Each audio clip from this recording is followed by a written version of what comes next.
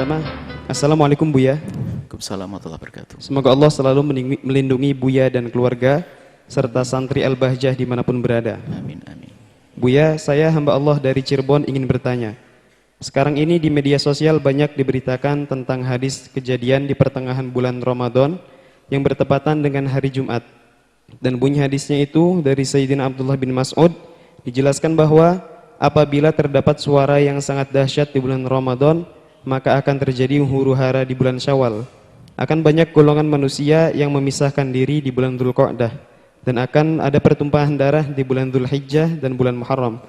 Kemudian ia bertanya kepada Rasulullah apa yang harus dilakukan di bulan Muharram, dan Rasulullah menjawab, sangat disayangkan sekali pada saat itu manusia akan saling membunuh dan sangat kacau keadaannya. Dan ia bertanya lagi, apa suara yang dahsyat yang terjadi pertengahan Ramadan itu ya Rasulullah? Kemudian Rasulullah menjawab, suara itu terjadi di pertengahan bulan Ramadan yang bertepatan di malam Jumat, dan suara dahsyat itu akan membangunkan orang-orang yang sedang tidur, menjatuhkan orang-orang yang sedang berdiri, menjadikan wanita-wanita yang terhempas dari kamar-kamar mereka. Pada saat itu terjadi gempa. Pada saat itu cuaca yang sangat dingin akan menerpa, dan hal itu terjadi apabila malam di pertengahan Ramadan itu bertepatan dengan malam Jumat. Apabila kalian melaksanakan sholat subuh di hari Jumat, pertengahan bulan Ramadan, maka masuklah kalian ke dalam rumah kalian, kuncilah pintu rumah kalian, serta tutuplah diri kalian dan selimutilah diri-diri kalian, serta tutup telinga kalian. Dan apabila terdengar suara dahsyat, maka bersujudlah kalian seraya berzikir dengan menyebutkan Subhanal Quddus, Subhanal Quddus. Dan begitulah isi hadis ini. Dan apakah ini termasuk hadis sahih atau tidak? Dan bagaimana cara kita menanggapi hadis tersebut, Buya? Terima kasih atas kesempatannya dan mohon maaf dan mohon untuk penjelasannya, Buya. Bismillah. Berbanyaklah sujud dan berzikir tanpa harus menunggu dentuman tersebut, tanpa harus menunggu suara. Karena kematian bisa datang tidak harus pertengahan Ramadan, bisa esok hari. Kita lebih perlu adalah bagaimana kita meningkatkan kualitas diri kita, kebaikan kita. Bahkan ada orang bicara tentang kiamat dan kiamat. Iya, kiamat akan tiba.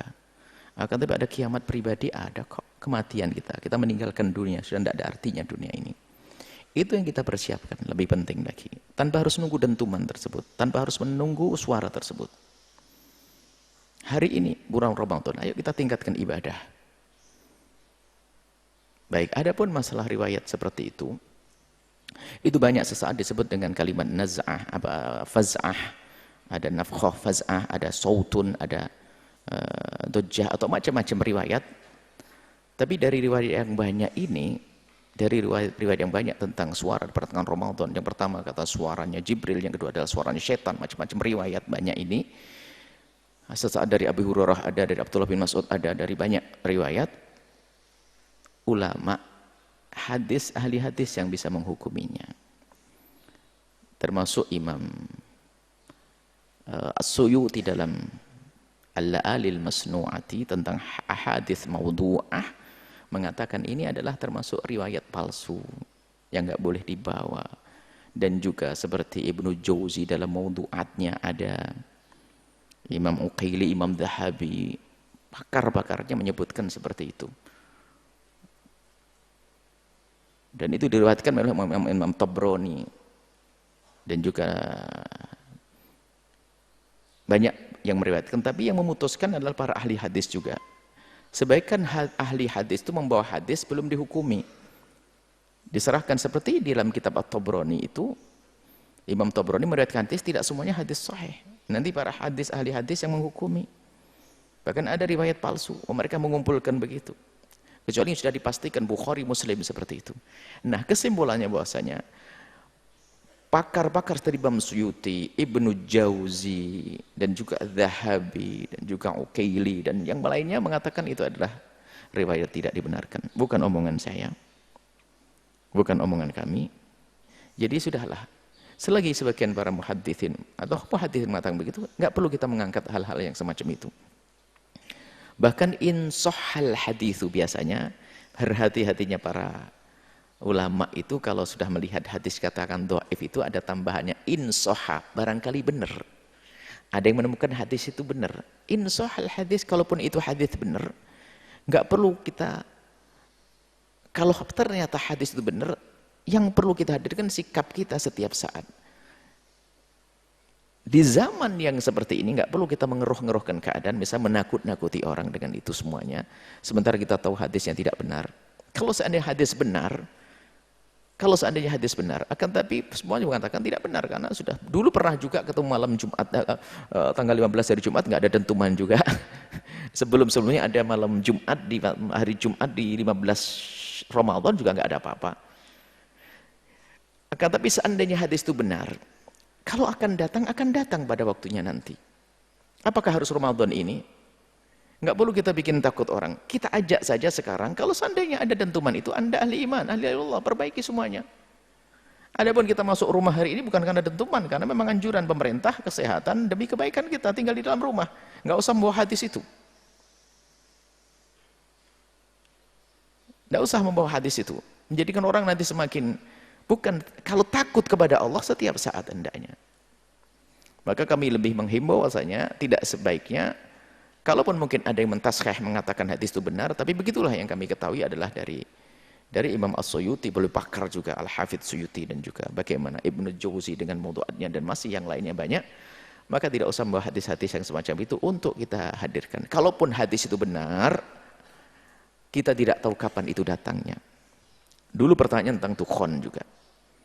Kalau hadis itu benar, kita tidak tahu apakah kapan tibanya. Ramadan yang akan datang atau setelahnya. Itu Allah yang maha tahu. Lalu apa yang kita persiapkan? Sama kita menghadapi kiamat. Dan bencana yang dijanjikan seandainya ada dalam hadis. Kita tidak perlu membawa diri kita dalam kekhawatiran yang terus-menerus yang tidak ada hentinya. Akan tapi yang kita hadirkan hendaknya persiapan. Jika itu datang, saya di kelompok yang mana? Apakah saya ahli iman atau tidak? Itu saja. Jangan fokus kita kepada permasalahannya tersebut. Tapi fokus kita pada diri kita. Hari kiamat akan datang kok. Lebih dekat dari itu sebab kematianmu akan tiba kok. Bahkan sebelum ada dentuman yang disebutkan tadi atau suara itu. Kita lebih baik mengarah kepada diri kita, membuat perbaikan diri kita. Tidak perlu, tanpa harus membawa riwayat-riwayat yang sebagian para muhaddits mengatakan itu tidak benar, mungkar dan seterusnya begitu. Kalau ternyata nanti ada seorang muhaddits yang mengatakan hadis sahih, ketahuilah bahwa hendaknya kita tidak perlu membawa orang kepada ketakutan kepada permasalahannya itu. Akan tapi lebih kepada persiapan jika seandainya semua itu terjadi, kita menjadi golongan apa? Golongan apa? Kita hari ini perlu ketenangan batin.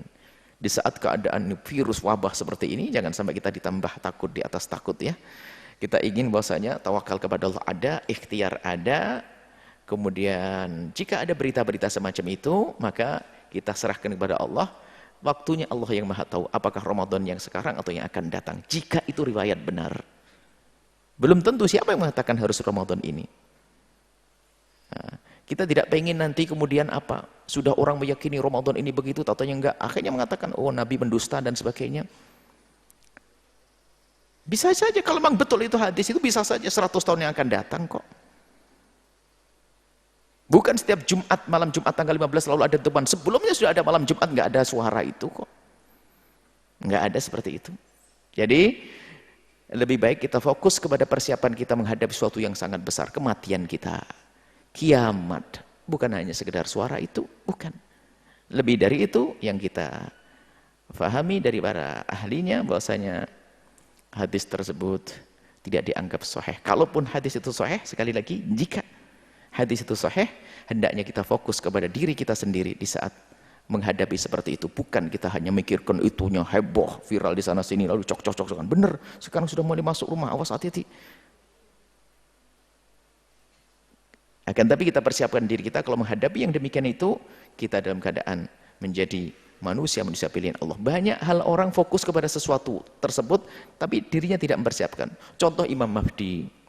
Kiamat, orang sibuk kiamat datang gini. Hei, sebelum kiamat kamu akan kedatangan kiamat pribadi, mati kok. Imam Mahdi, kita cari Imam Mahdi. Nggak usah dicari Imam Mahdi, kita siap-siap saja yang baik. Nanti kalau Imam Mahdi datang, kita jadi pasukannya kok. Nyari keliling Imam Mahdi keluarnya. Apa itu? Saya cari Imam Mahdi ke keliling dunia. Terus kalau ketemu, kau jadi musuhnya. Kalau kita saat ini benar dan serius dengan kebaikan dengan Allah, Di saat datang Imam Mahdi kita akan jadi pasukannya. Di saat mati kita husnul khotimah. Di saat kiamat kita akan menemukan kebaikan saat itu. Itu saja yang perlu kita persiapkan. Yang dimaksud oleh Nabi kita hendaknya takut dengan hari kiamat itu agar menghadirkan persiapan saat ini. Bukan hanya, oh kiamat menakutkan. Oh, itu bukan. Buahnya itu. Maka Nabi mengatakan, mengingat kematian itu apa sih? Bukan ingat kematian, ya Allah kematian, dimandikan. Bukan itu. Persiapan setelah di alam barzah. Setelah di alam barzah, setelah mati itu apa yang kita siapkan itu? Jangan salah kematian, ingat kematian, mati dikubur, mati dikafani, itu yang diingat. Bukan itu. Apa yang kita siapkan setelah kematian. Seperti itu. Baik, ini saja yang bisa kami sampaikan dan semoga hal-hal semacam ini bisa diredam deh. Bawa berita-berita keindahan, kegembiraan yang lainnya dengan riwayat-riwayat yang sudah jelas dari para ulama. Wallahu a'lam bishawab.